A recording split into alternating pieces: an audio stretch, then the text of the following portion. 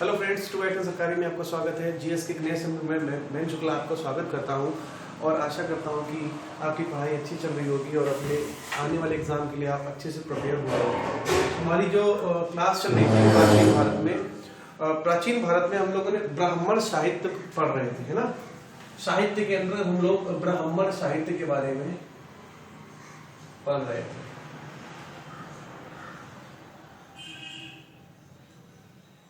ब्राह्मण साहित्य, ठीक है।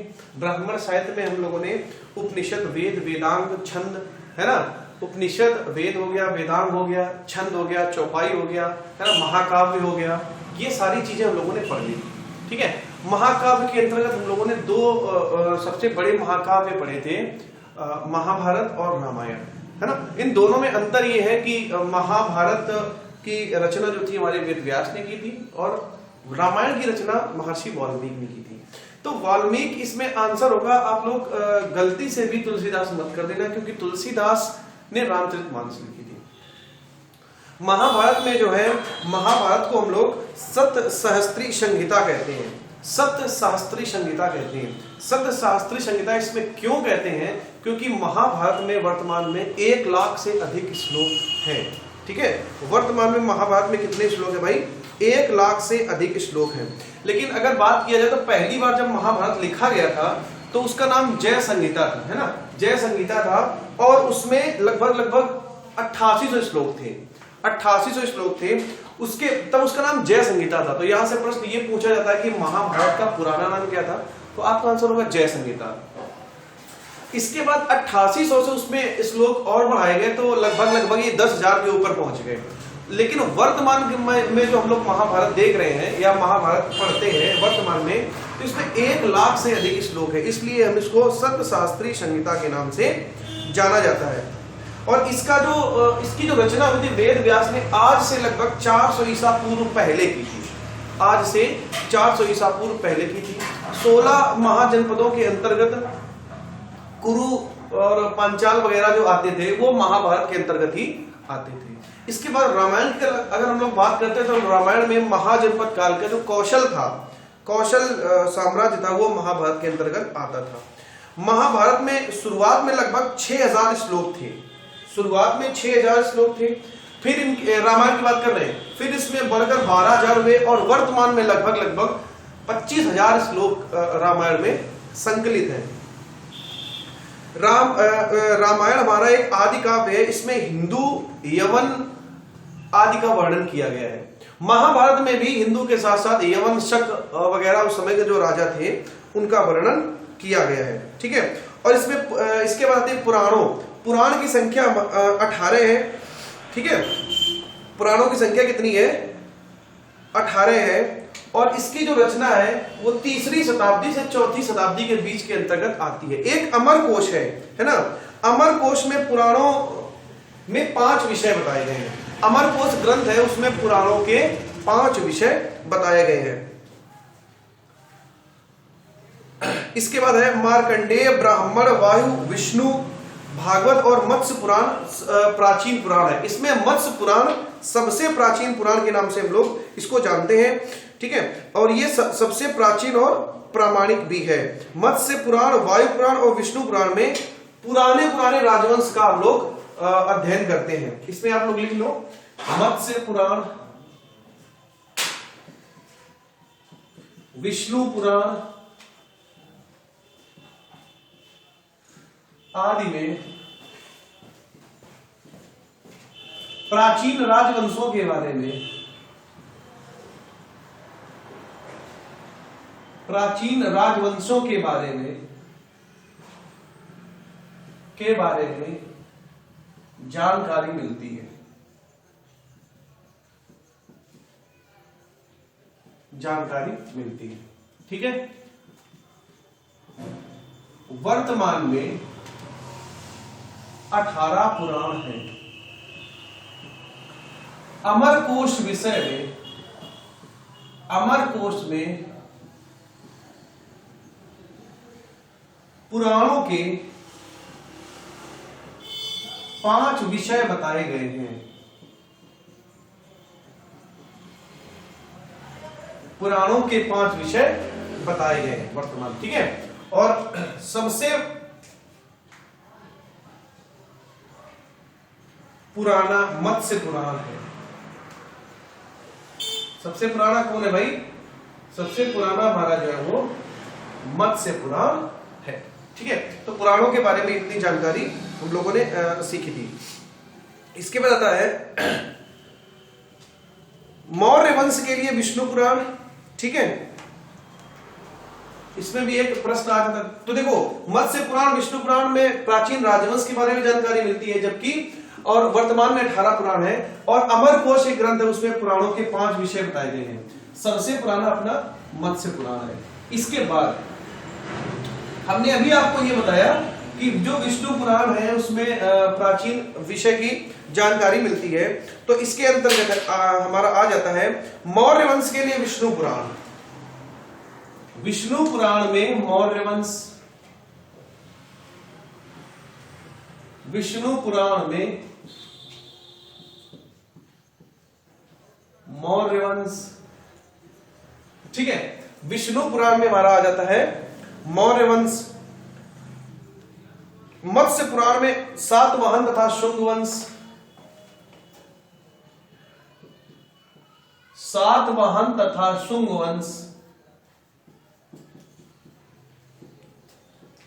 सातवाहन तथा शुंग वंश मत्स्य पुराण में,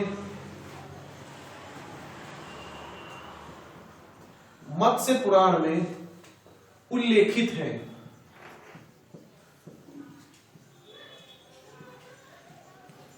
ठीक है, देखो ये जो आता है विष्णु पुराण में किस वंश के बारे में जानकारी मिलती है, तो मौर्य डायनेस्टी, मौर्य वंश के लिए, ठीक है। और शुंग वंश के लिए मत्स्य पुराण, ठीक है। और इसके बाद एक आता है गुप्त वंश के लिए उल्लेखित है। गुप्त वंश में वायु पुराण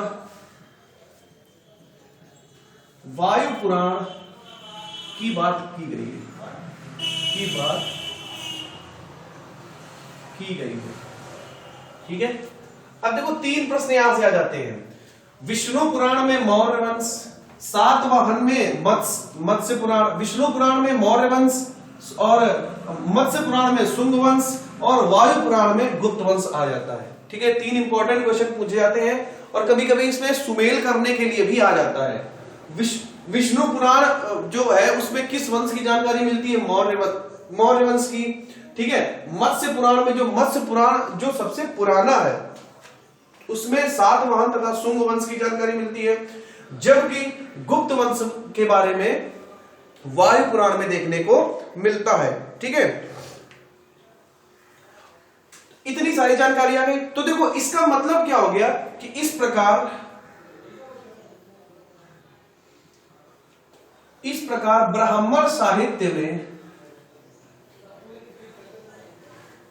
इस प्रकार ब्राह्मण साहित्य में प्राचीन भारत की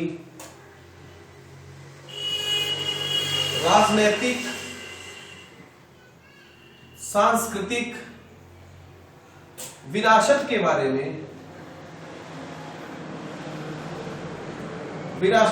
में भी जानकारी मिलती है।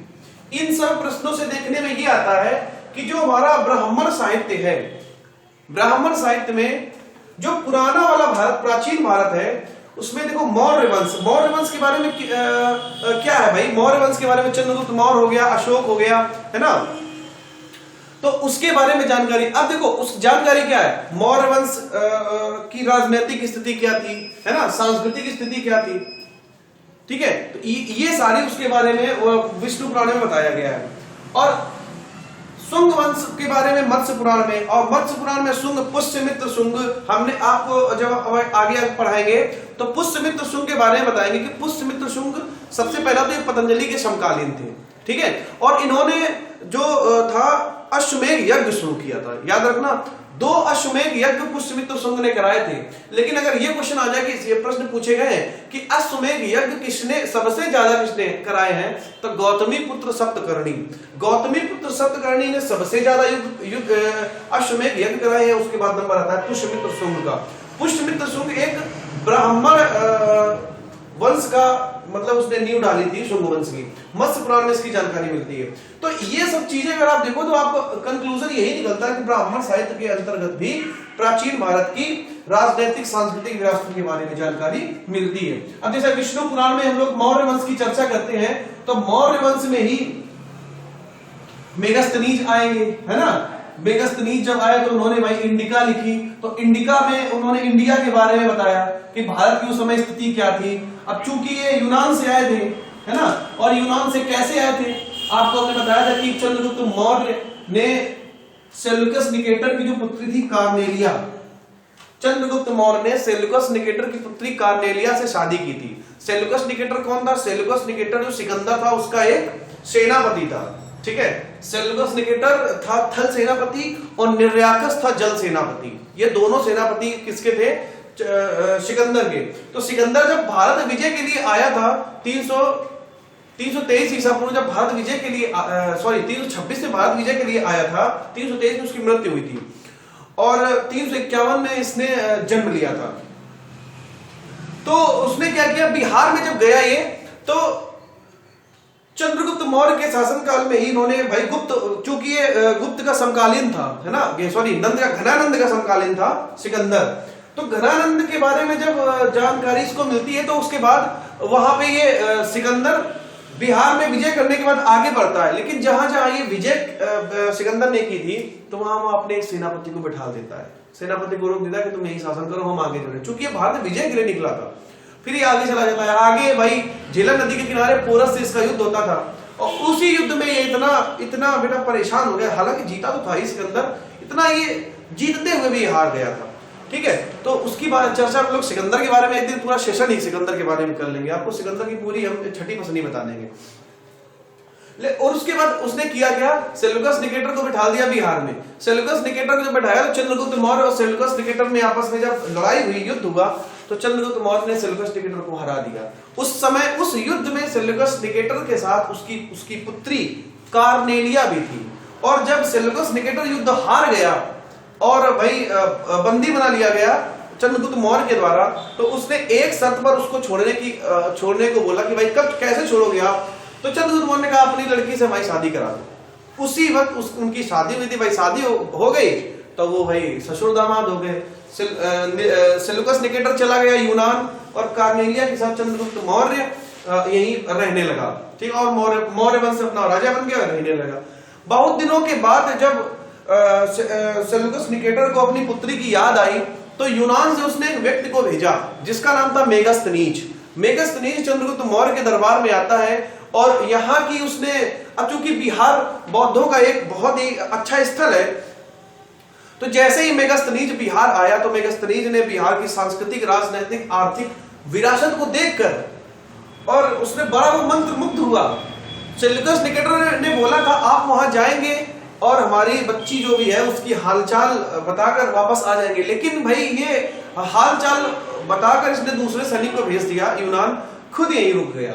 वो इतना प्रभावित हुआ, इतना भारत से प्रभावित हुआ, वो यहीं का हो गया और उसने बैठकर भारत के इतनी सुंदरता के लिए भारत के लिए एक पुस्तक लिख दी जिसको इंडिका बोला गया और उसी इंडिका के नाम पर भारत का नाम इंडिया रखा गया। तो ये थोड़ा ब्रीफ जानकारी आपको आ जाती है। जब हम एक सेशन रखेंगे सिकंदर का तो आपको पूरी जानकारी दे देंगे सिकंदर ने कब क्या किया था और किस किस शासक ने उसको हराया था, ठीक है। अब हम लोग चलते हैं ब्राह्मण साहित्य, यहीं से हमारा खत्म हो जाता है। तो ब्राह्मण साहित्य के अंतर्गत हम लोगों ने पढ़ा क्या है भाई? ब्राह्मण साहित्य के अंतर्गत हम लोगों ने वेद पढ़े हैं 4 वेद, वेदांग पढ़े हैं 6, उपनिषद पढ़े हैं 108, प्रामाणिक उपनिषद पढ़े हैं 12, ठीक है। इसके बाद हमारा आता है सूत्र। सूत्र में हम लोगों ने 3 प्रकार के सूत्र पढ़े हैं, ठीक है। सबसे जो प्रमुख था कल्प सूत्र। कल्प सूत्र में हम लोगों ने उसके 3 भाग पढ़े हैं। कौन कौन से? श्रांत सूत्र, ग्रह सूत्र और धर्म सूत्र। धर्म सूत्र से ही किसका जन्म होता है? स्मृतियों का जन्म होता है। उसके बाद हम लोगों ने स्मृतियों के बारे में पढ़ा, है ना, मनुस्मृति, है ना, और उसके बाद आता है पुराण। पुराणों के बारे में पढ़ा था, 18 पुराण होते हैं। सबसे पुराना मत्स्य पुराण है, और विष्णु पुराण में मौर्य वंश, है ना, और शुंग वंश आपका आ जाता है। शुंग वंश की जानकारी आपको मिलती है मत्स्य पुराण से, और उसके बाद गुप्त वंश की जानकारी मिलती है आपको वायु पुराण से। पुराणों के बारे में आ गया। उसके बाद हम लोगों ने पढ़ा था महाकाव्य। महाकाव्य के अंतर्गत पढ़े हम लोगों ने रामायण और महाभारत। महाभारत का पुराना नाम जय संहिता था। इतनी चीजें हमने पढ़ी।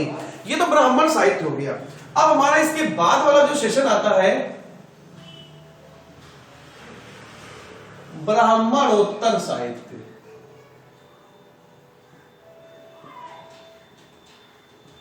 ब्राह्मणोत्तर साहित्य, ठीक है, ब्राह्मणोत्तर साहित्य। अब देखो ब्राह्मणोत्तर साहित्य में हमने आपको यह बताया था कि ब्राह्मणोत्तर साहित्य में जानकारी मिलती है जीवनियों की, जो मतलब साहित्य के अंतर्गत या ब्राह्मणों साहित्य में किनका किनका योगदान रहा है उसकी जीवनी के बारे में पढ़ते हैं। जीवनी से जैसे गौतम बुद्ध हो गए, है ना, और आगे जैन आएंगे, सूत्र आएंगे, है ना, और बौद्ध साहित्य आएगा, जैन साहित्य आएगा, लौकिक साहित्य आएगा। ये सारी चीजें हम लोग इसके बारे में ब्राह्मणोत्तर के बारे में पढ़ेंगे। तो ब्राह्मणोत्तर के अंतर्गत सबसे पहला है बौद्ध साहित्य, बुद्धिज्म, ठीक है।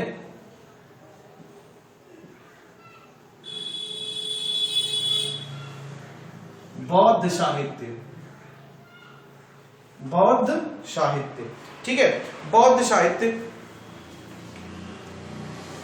अब देखो साहित्य के क्षेत्र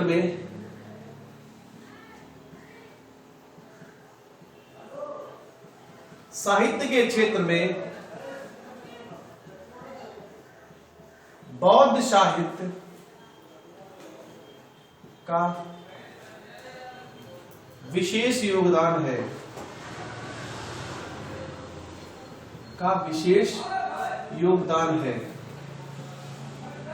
जिसे ब्राह्मणोत्तर साहित्य के अंतर्गत रखा गया है। इस साहित्य में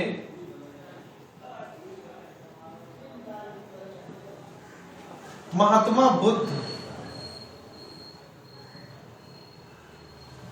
बुद्ध द्वारा दिए गए आदेश व ज्ञान का संकलन है, ठीक है। महात्मा बुद्ध द्वारा दिए गए आदेश व ज्ञान का संकलन है। बौद्ध साहित्य के बारे में इतनी जानकारी है कि भाई बौद्ध से मतलब है ये महात्मा बुद्ध से संबंधित है। इनको हम लोग ब्राह्मणोत्तर साहित्य के अंतर्गत पढ़ते हैं। जब ब्राह्मणोत्तर साहित्य के अंतर्गत पढ़ते हैं तो इसमें किस बात के बारे में जानकारी दी गई है, तो इसमें गौतम बुद्ध के द्वारा दिए गए जो भी ज्ञान और उपदेश है उन्हीं का ये एक संकलन है। इसके 3 भाग हैं। भाई बौद्ध साहित्य के कितने भाग हैं? 3 भाग हैं, ठीक है, 3 भाग, सुत्त पिटक, विनय पिटक और अभिधम्म पिटक। इसके बाद लिखना भाई इसके 3 भाग हैं। इसके 3 भाग हैं। पहला सुत्त पिटक, दूसरा विनय पिटक और तीसरा अभिधम्म पिटक।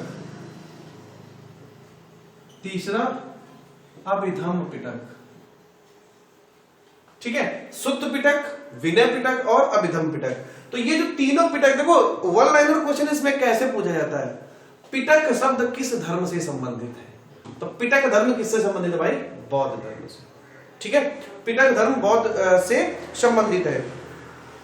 अब 3 हो गए, सुत्त पिटक, विनय पिटक और अभिधम्म पिटक। इसमें सबसे पहला है सुत्त पिटक। 3 भाग है, ठीक है, तो 3 भाग में सुत्त, विनय और अभिधम्म हो गया, और इसमें सबसे पहला है भाई सुत्त पिटक। हेडिंग है सुत्त पिटक। ठीक है, ये सुत्त पिटक क्या है, इसमें किसके बारे में जानकारी दी गई है? तो सुत्त पिटक के बारे में जानकारी है, इसमें बौद्ध के धार्मिक विचार है। जो बुद्ध है, बुद्ध के धार्मिक विचारों का संग्रह है। ठीक है, इसमें बुद्ध के धार्मिक विचारों का संग्रह है। बुद्ध के धार्मिक विचारों का संग्रह है, इसमें बुद्ध के धार्मिक विचारों का संग्रह है। इसे बौद्धों का इनसाइक्लोपीडिया कहते हैं।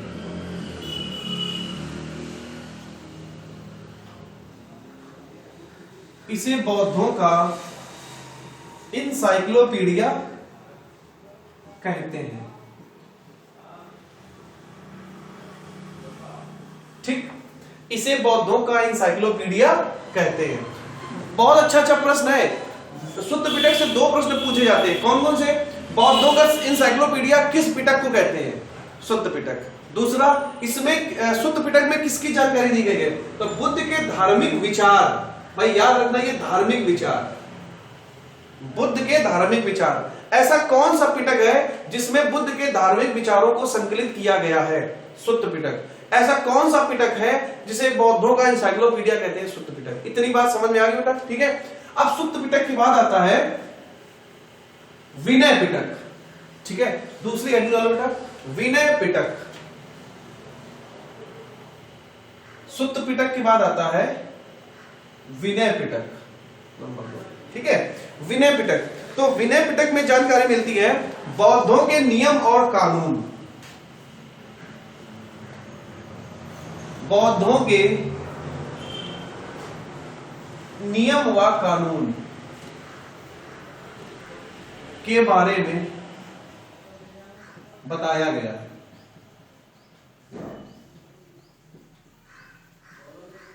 बौद्धों के नियम व कानून के बारे में बताया गया है। वह दोनों चीजें याद रखना, बौद्धों का ज्ञान का संग्रह किसमें था? धार्मिक विचार किसमें थे? सुत्त पिटक में। विनय पिटक में क्या थे? बौद्धों के नियम। ठीक है, और इसके बाद आता है अभिधम्म पिटक। अभिधम्म पिटक। ठीक है, अभिधम्म पिटक में है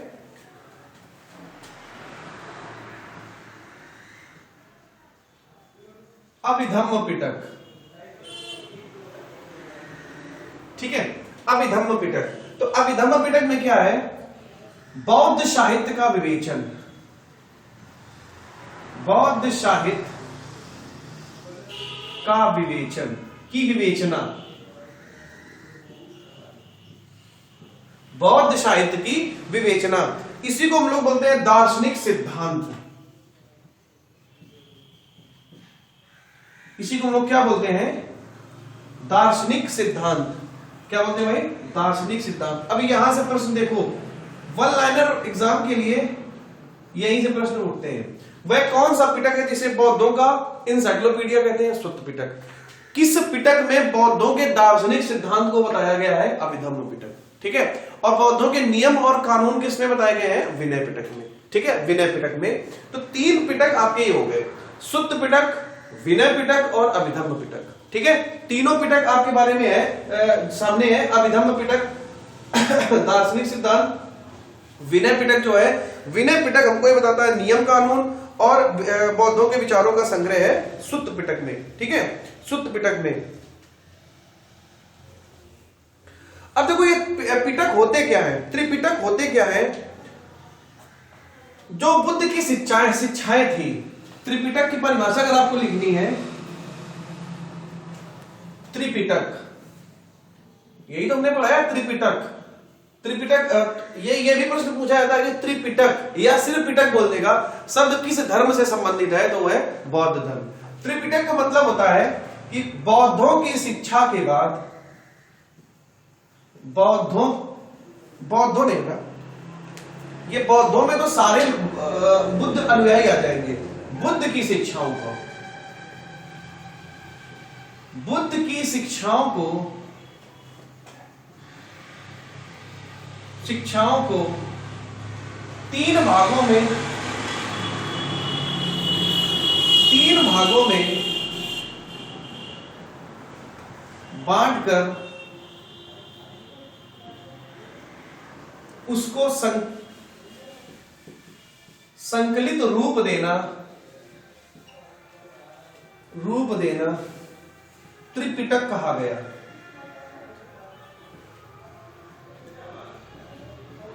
त्रिपिटक कहा गया। ये लिखने वाले जो भी एग्जाम आते हैं, जो जिसमें विस्तृत उत्तरीय राइटिंग वाले क्वेश्चन होते हैं, आपको बिल्कुल सेम ऐसे लिखना है। त्रिपिटक की परिभाषा लिखिए और तीनों पिटक का संक्षिप्त वर्णन करो। तो त्रिपिटक क्या है? देखो, बुद्ध ने जितनी भी शिक्षाएं दी थी, उन शिक्षाओं को जिन जिन रूपों में बढ़ाया गया। जैसे अभी भाई कोई टीचर होता है, जैसे रामानुजम साहब थे, है ना, रामानुजम साहब का भी कल बर्थडे था, है ना, जयंती उनकी। तो रामानुजम साहब ने गणित के सिद्धांत को दिया था, तो एक उन्होंने ओरली सिद्धांत दिया था, फिर उसको टाइप कराकर आज हम लोग पढ़ते हैं ना। आर.एस. अग्रवाल की बुक पढ़ते हैं, किरण की बुक पढ़ते हैं, राकेश सर की बुक पढ़ते हैं। तो ये जो बुकें आती भाई, संकलन ही तो है सबको कंपाइल करके इनका संकलन आगे बढ़ाया जा रहा है, फैलाया जा रहा है हर जगह। तो वही तो बुद्ध का त्रिपिटक था भाई। आज का जो जैसे अरिहंत पब्लिकेशन है या किरण पब्लिकेशन है, तो वो किरण पब्लिकेशन के नाम से उनकी किताबें छप रही हैं, अरिहंत के नाम से किताबें छप रही हैं। ऐसी इनकी पिटक के नाम से किताबें छपी थी, ठीक है। विनय पिटक के नाम से इनका अलग नियम कानून आया, है ना। अभिधम्म के नाम से इनका अलग दर्शन शास्त्र आया, है ना। शुद्ध पिटक के नाम से इनका बुद्ध ज्ञान पूरा आया। अगर बुद्ध का तुमको ज्ञान लेना है, ज्ञान की बातें देखनी है, तो आप शुद्ध पिटक पे जाओगे, है ना। अगर बौद्धों के नियम कानून देखने हैं, तो आप विनय पिटक पे जाओगे। अगर बुद्ध धर्म के दर्शन को देखना है, दर्शन पढ़ना है, बुद्ध धर्म में क्या क्या दर्शन दिए गए, है ना, या दर्शन शास्त्र जिसको हम लोग बोलते हैं, तो आप उस पे अभिधम्म पे जाओगे। अगर सिर्फ त्रिपिटक बोल दिया जाए, तो त्रिपिटक वो है कि जो बुद्ध ने अपने ज्ञान को अलग अलग बांटा था। तो आई थिंक बौद्धों के बारे में इतना आपको समझ में आया होगा, ठीक है, और आपने अच्छे से इसको अलग से मॉडिफाई किया होगा। तो बौद्धों की शिक्षाओं के बाद आता है जातक कथाएं।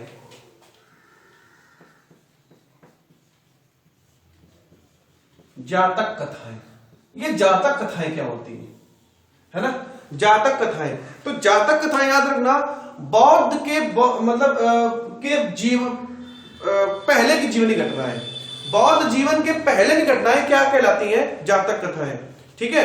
बौद्धों के जीवन के पहले की घटनाएं क्या कहलाती हैं? जातक कथाएं। जो भी उनका जीवन था, मतलब जो भी बुद्ध का जीवन था, बुद्ध के जीवन के पहले की घटनाएं क्या कहलाती थी? जातक कथाएं कहलाती थी। तो जातक कथाओं में क्या लिखेंगे? बुद्ध के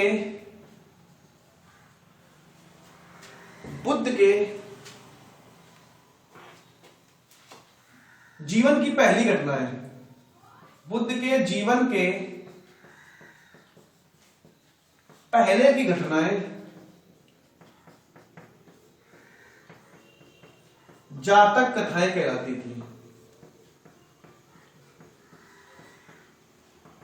जातक कथाएं कहलाती थी। जैसे आज हम लोग पढ़ते हैं ना, बच्चों को सुनाते हैं, एक था राजा एक थी रानी, दोनों मर गए, खत्म कहानी। ऐसी जो कथाएं होती है ना, ऐसी कथाएं होती हैं, तो वो उनको क्या कहते हैं? जातक कथाएं, है ना। जैसे हम लोग बच्चों को जो सुनाते हैं ना, एक शेर रहता था, जो पिछली घटनाएं होती हैं, तो उनको आप क्या बोलोगे? जातक कथाएं। ऐसे ही जातक कथाएं क्या थी? बुद्ध के जीवन के पहले की घटनाएं।